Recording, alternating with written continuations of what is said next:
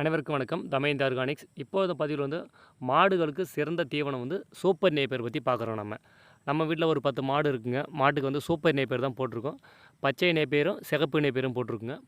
இது ரெண்டுமே வந்து மிக சிறந்த ஒரு பசுந்தீவனங்க. அதாவது ஒரு மாட்டுக்கு வந்து ஒரு நாளைக்கு வந்து மாட்டோட வெயிட்டை பொறுத்து 10 கிலோலேருந்து 20 கிலோ 25 கிலோ வரைக்கும் மாடு வந்து தீவனம் எடுத்துக்குதுங்க. இந்த 25 கிலோ தீவனமோ 20 கிலோ பசுந்தீவனத்துக்கு வந்து நம்ம மேய்ச்சல் போனால் ஒரு நாள் ஃபுல்லாக காலையிலேருந்து பொது வரைக்கும் மேய்ச்சிட்டு இருக்கணுங்க.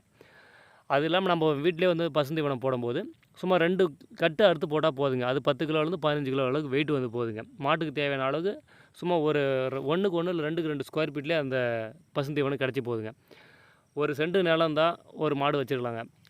அந்த மாதிரி நம்ம சிம்பிளாக வந்து வீட்டிலே வந்து மாட்டை வந்து நம்ம ஈஸியாக வளர்க்கக்கூடிய தீவனம் வந்து நம்மகிட்ட கிடைக்குதுங்க. இந்த தரமான விதைக்காரனை நம்ம கொடுத்துட்ருக்கோம்.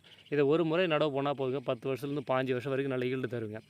அனைவரும் இயற்கை விவசாயம் செய்வோம். கண்டிப்பாக நல்லா இருப்போம். வாழ்க வளமுடன்.